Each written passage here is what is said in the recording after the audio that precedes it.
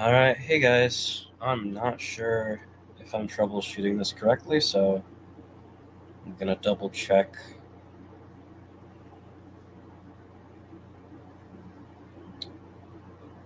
Let's see. I might make some videos on my tournament games. Honestly, they haven't gone the way, even the ones that I lost. It's hard to go over sometimes, but it's critical to improvement. Although I must say that I think most of my problems in chess aren't chess problems, which I think is somewhat relieving. Okay, so let's say. But yeah, I wanted to do the Woodpecker Method today.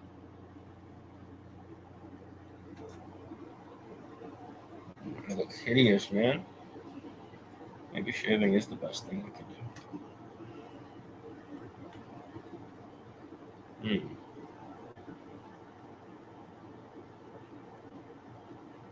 Let's see.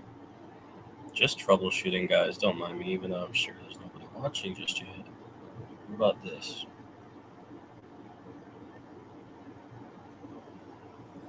Yeah, that's too much now. That's too much. I had this.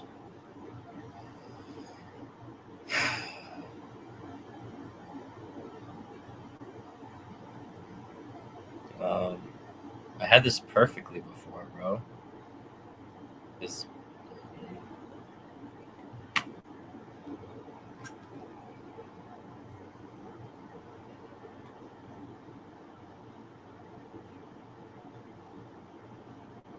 Alright, this will have to do for now. I'll get straight into it. Run part like 3. I keep redoing it just to stay fresh, since it has been a while. But I should really do it more consistently. Training it so that the effects are substantial. I believe 94 on knight c4.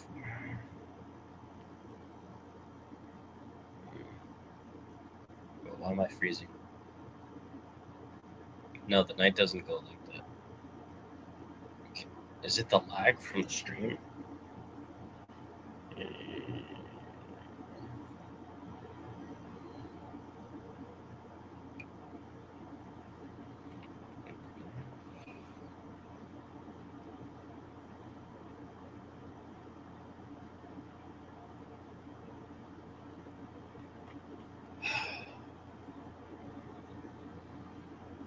I'm just trying to make sure I get this accurately. Nah, it's knight c4.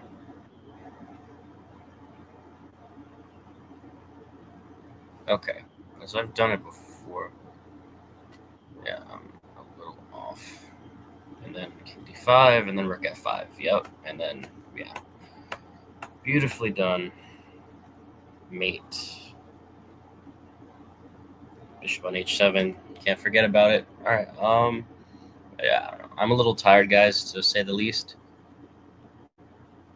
Just to note, I am doing this off like no sleep, so bear with me. I'm not playing my best chess.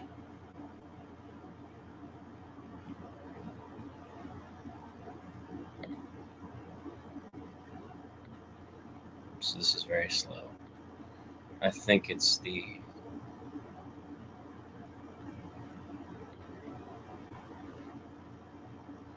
If I did it on my phone, it'd be faster. I think that's why.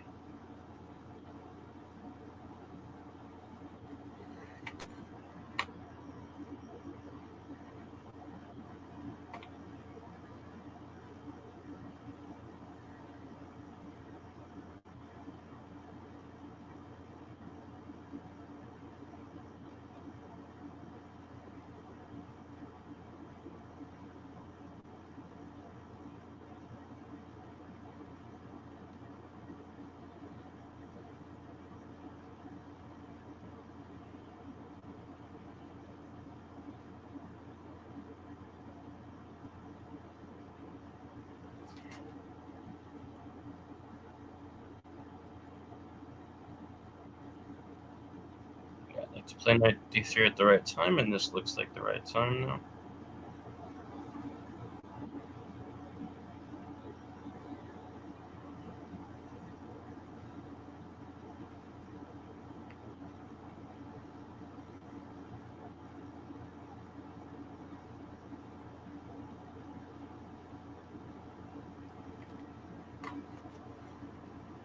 I've been a little slow recently.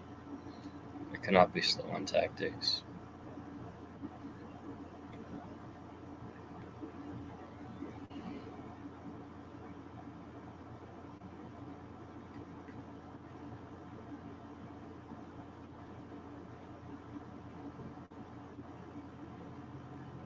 Yeah, these are just a little harsh for me.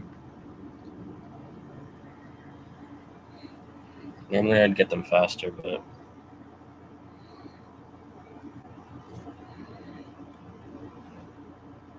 so I'm guessing. I can't be guessing. But instinct does matter.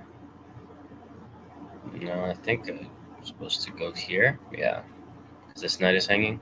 Okay. And then the rook is absolutely hanging.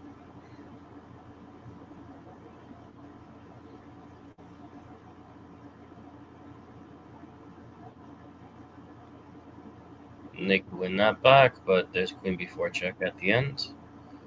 And it's going to be mate.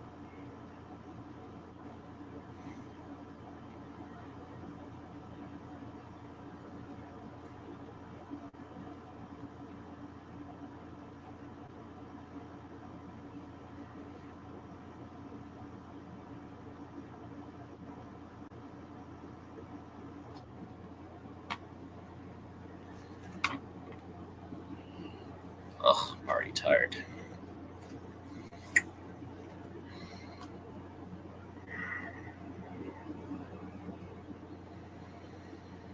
I definitely need to get a better night's sleep.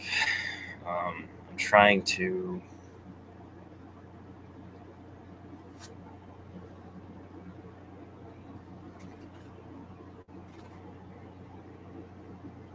One thing I just thought about is I've never seen Tall with glasses, even when he was older. You're telling me that guy had perfect eyesight, but he just shot his lungs up and his liver? I mean, okay.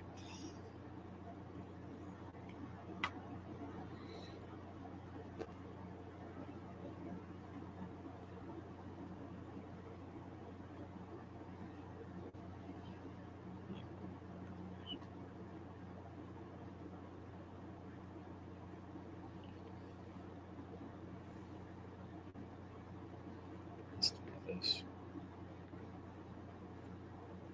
Again, I usually get these faster, but I'm just trying to remember them properly.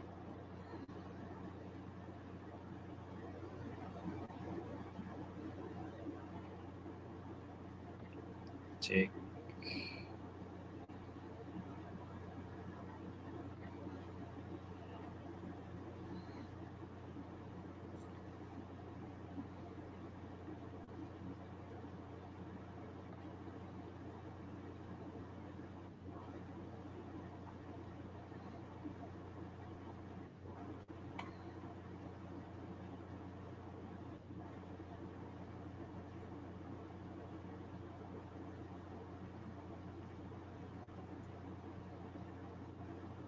It's alternative. You can also go like this. And bishop c4. Excuse me. Ugh. Mm.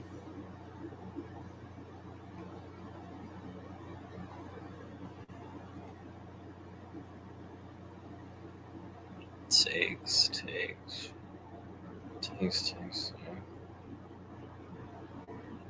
No, what am I supposed to do? I'm just quite tired. Well, you get to see that at least, guys, right? Everyone wants to see that. Here, there's knight d5, so bishop g6.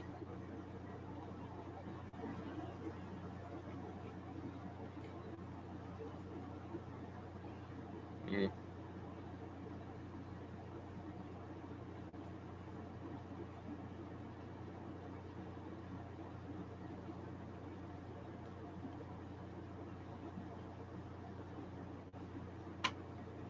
I could take here, and we threaten.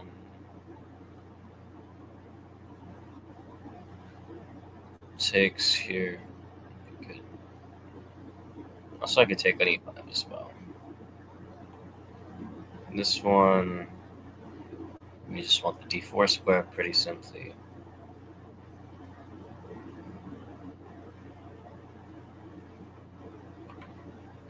Yeah, it works out tactically.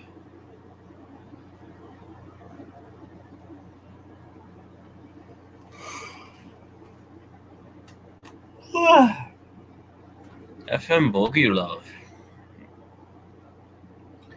Geller. Yes, FM Geller. Okay. I believe I can just. Okay, where's the sack? Because there's a proper sacrifice here. And then there's mine, as Tall would say.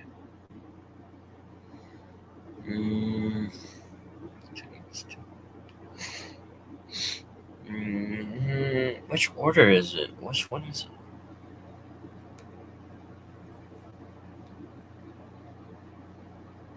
Bro, I am a beast when I am tactically like awake. Not even tactically awake, physically awake. Like it's amazing how fast I can do these, but now it's like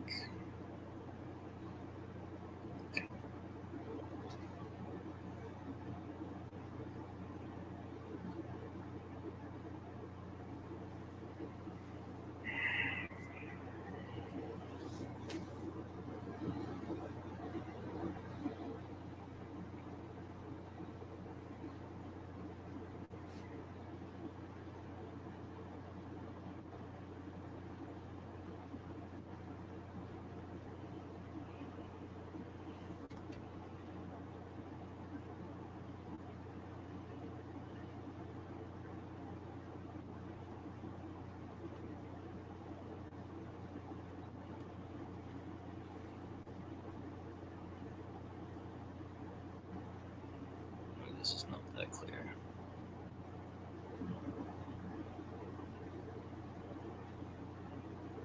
Where's the order?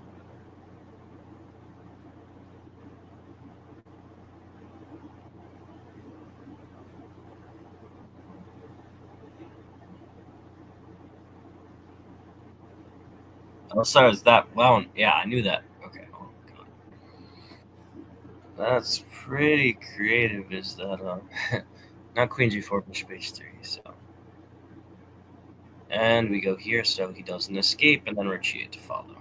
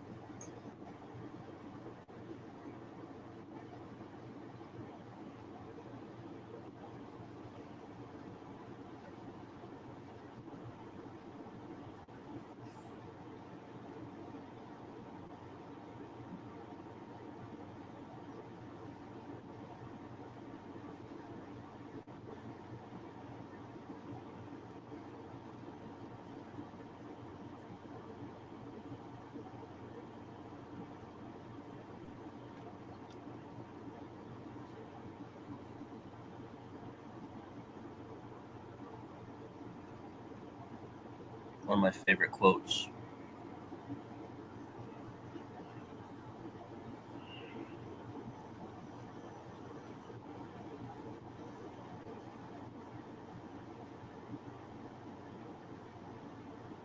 Oh no! I take. Okay, I take on G6. Sorry. I think Queen H6 followed by Rook H1 works too, though, but this is just me.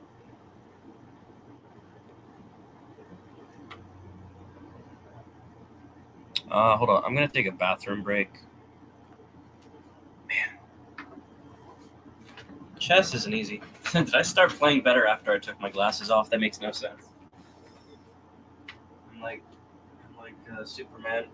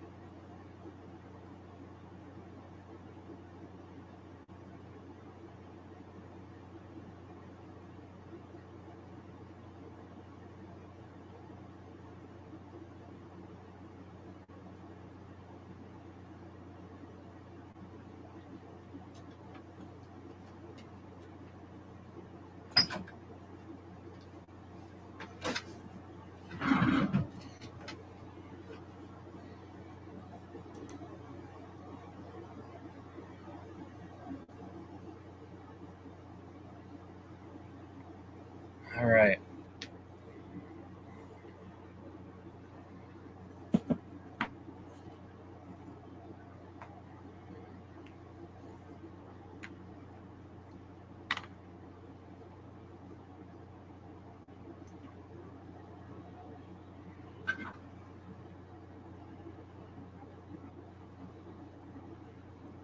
Yeah, it's very slow. Okay, why are we even doing this?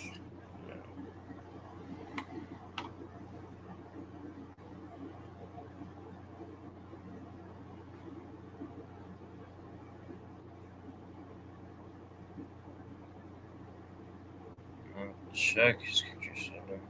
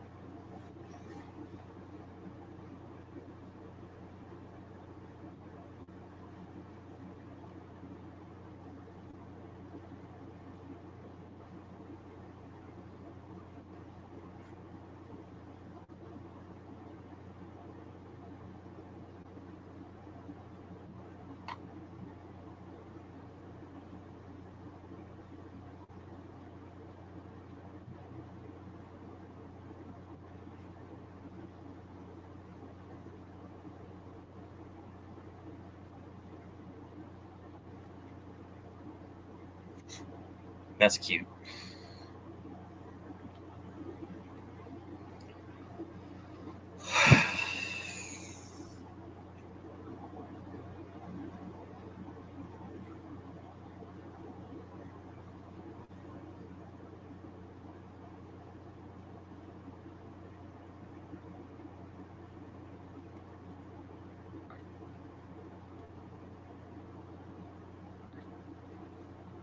Although that's fun too.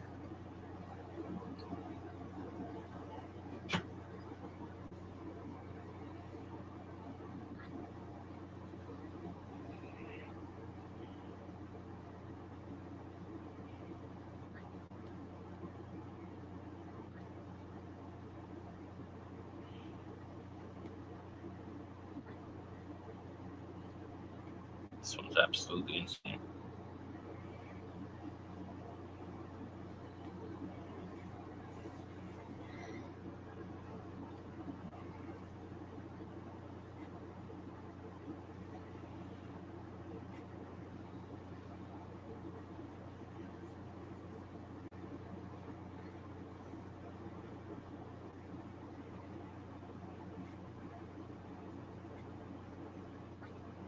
Great state. Oh god, yeah, this is insane. Ugh.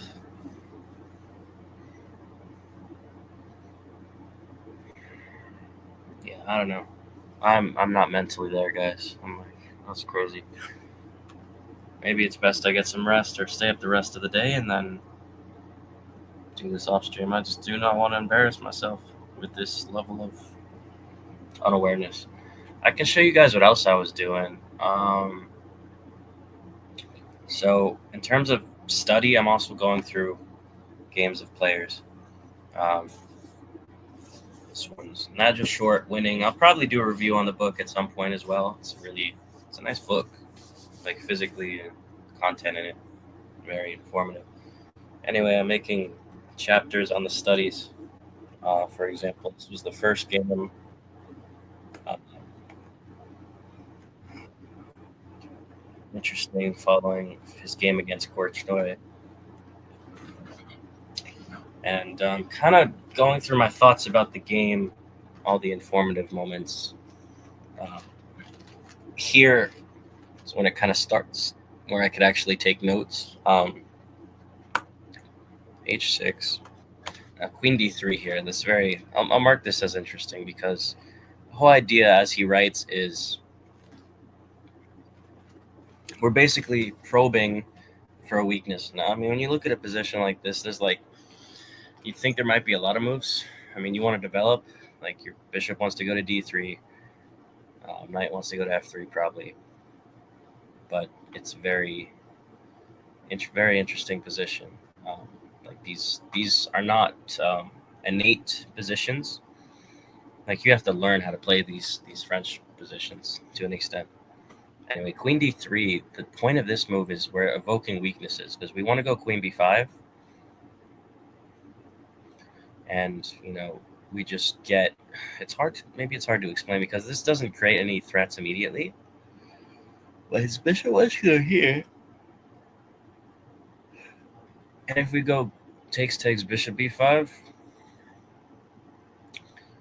he's kind of obligated to go bishop d7. I guess you could say we also create a bind of sorts. It's pretty advanced ideas, basically. Also, bishop d7, maybe there's even bishop a6, and then we really have some. The light squares are kind of weak, so we're kind of sort of threatening to go into b5 and get this bind. If he ever goes a6, then b6 is weak forever, and yeah. So we induce a5 here. That's what happens, of course, when we play it. Then we go back, queen d2, simply. We created a weakness. Now we can chill. That's the point of the move. Successful. Yeah, the best move I think would be knight f3, but after rook g8 played in the game, or no, this wasn't played in the game, but annotated, they stopped g4, which is a key point here, kind of in the background. It's kind of the elephant in the room that we want to play g4 to restrict this knight, not restrict, kick it out, and restrict the f5 square from the knight to ever go back. But he did this interesting stack here. Rook b1 takes, and again, it's aiming at the weaknesses again, and this b5 square and the light squares here. Pretty advanced stuff. It's not the best if you ask the engine, but it's interesting. It's interesting human chess. So I smash the pawn. King d1. King d1, best move. Now, of course, when I played rook g8, I think bishop d7 is best, where we go g4. Although it gets into murky territory after knight takes c2 and queen takes g4. This is the best continuation, but just listing off Nigel Short's notes, murky, and I kind of agree. But it's murky's not necessarily bad. And if we rook g8, open file, we stop g4, took on b6. You say A, you should say B. Bishop d7. Bishop takes d4. Queen takes. If knight takes, then I guess we have rook h4 was the whole idea here. And there's interesting, this crazy combination here with knight b3. Obviously, we take with whatever. He takes the rook. He wins the exchange. But if we do nothing, then our queen is also hanging. So we take on h6 first. Now again, the knight and the queen are hanging, so you have to do something about it. This is the best reply. Rook g4. Double. Should I say counterattacking? Swish and zook. In between move here, knight e2, and I guess black gets out, but it's better for white here, I think. So yeah, interesting. I'm not so sure actually. Yeah, rook g8 takes, bishop d7 takes. We took with the queen. We trade off a pair. Now here, the critical move here is actually king e7. We don't really want to worry about defending this pawn passively throughout the whole game. We want our coordination. We want our rooks connected. So that's what wasn't played. Bishop a4 is also kind of tempting. for obvious reasons. But there's this move here again. The rook comes back. Pretty interesting in these French positions how this move, how this rook comes into play. Um, Bishop c2. We move the rook a lot, like to be fair, but at the same time we get a lot of counterplay and activity with the rook. Like it's not just wasting tempi moving around. It provides an actual function here. So that's how the game could continue.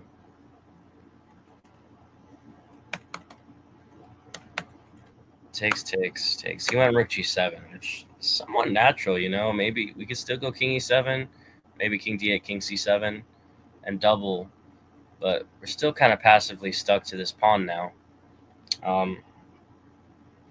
Now, what I'm finding, the best thing you could do is comparing your thought process, not only analyzing your own thought process, but comparing it to someone, a good player who's better than you.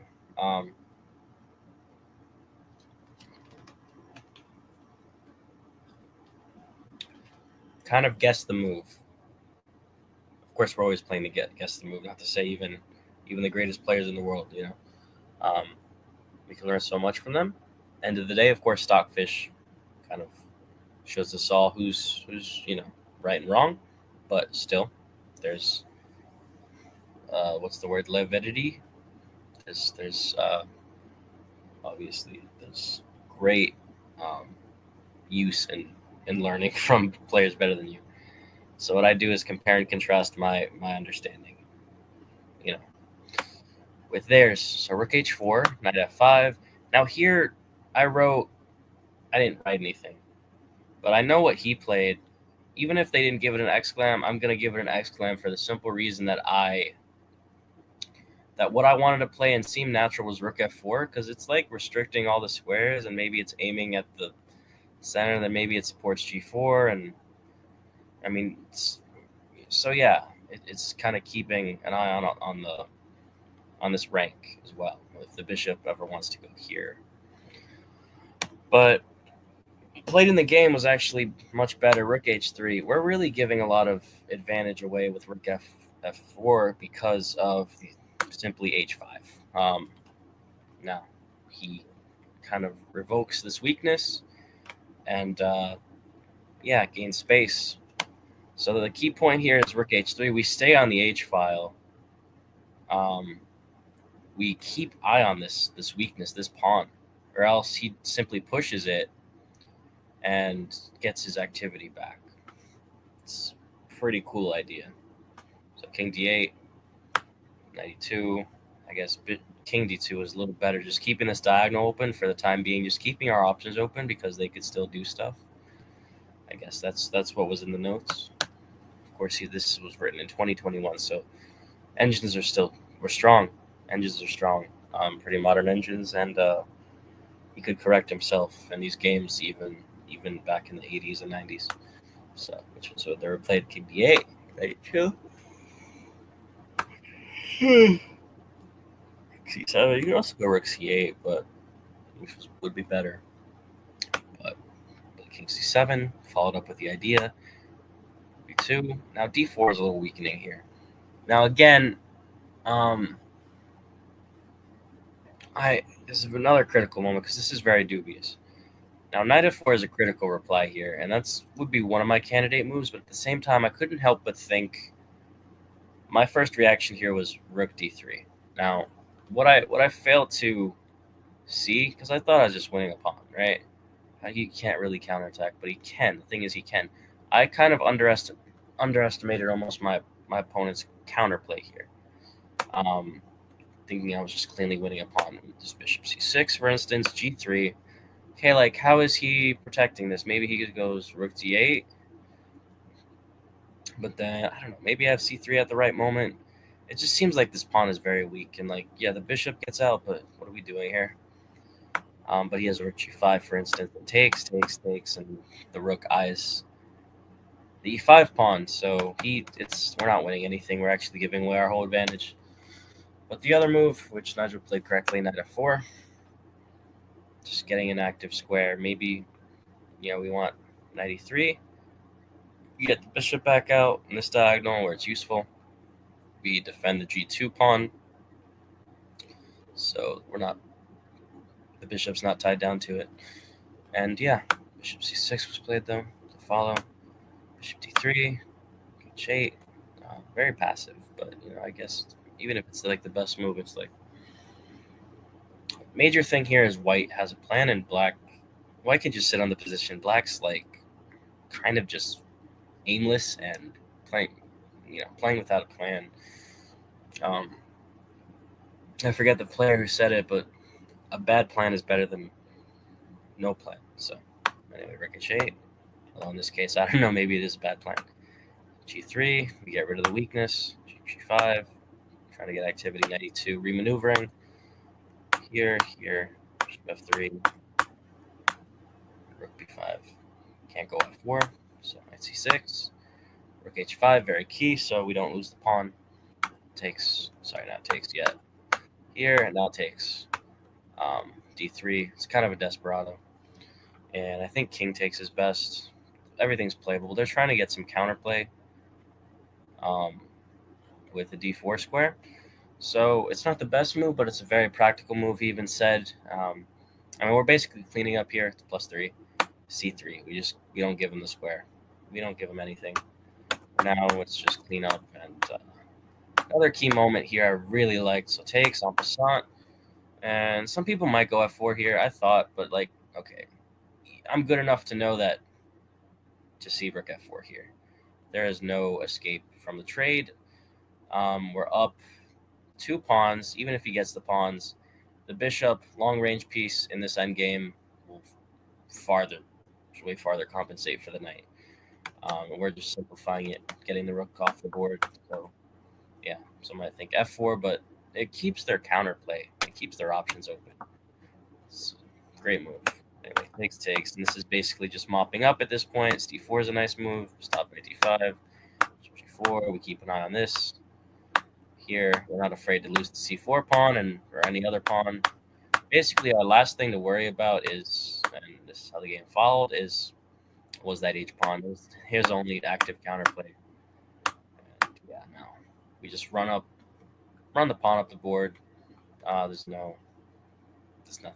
So, yeah. Beautifully played game. I really liked it.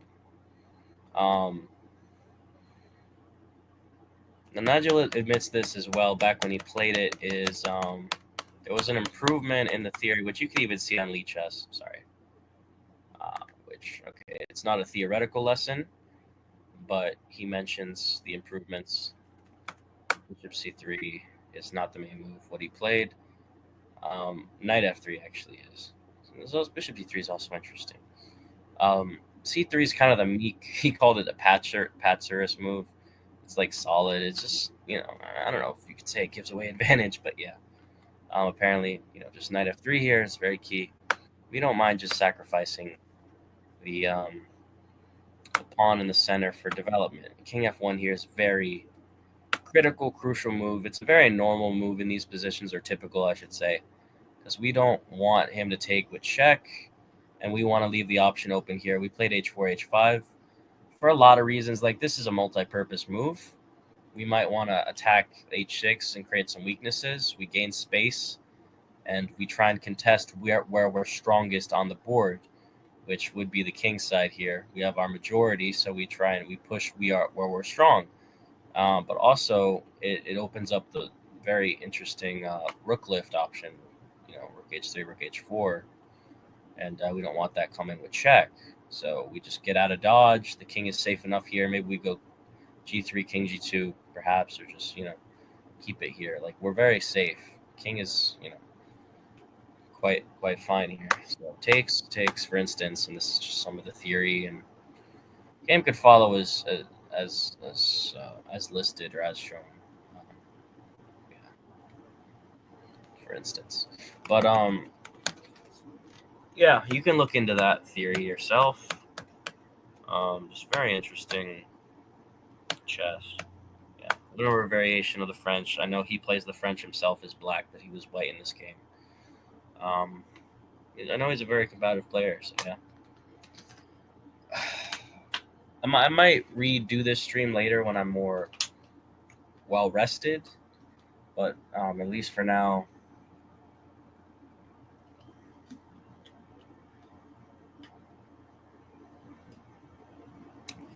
yeah, I'm gonna take a break because I'm not seeing time. I can't play like, and this seems to happen every time, but maybe I jinx myself streaming it. Um, but yeah, I'm quite tired. I'll leave you guys with this. I hope the lesson. I hope this was somewhat of a interesting um, snippet here. It wasn't the intended purpose of the video, the stream, but it's very interesting seeing a player of this level. Once number two in the world, number two in the world strength is like, so they're capable of beating anyone, even if now they're no longer competing or whatever. They competed against Kasparov, like not just like like casually competed or like played him in a tournament or whatever. Gave them a hard time, which I guess they did. I didn't actually watch that match yet, but like they played them in a world championship match, bro. He's a world championship contender, challenger. So, um, very strong player. Nigel Short, and I'm learning more about chess and more about him you know, as I read this book, which I'm going to continue to do so.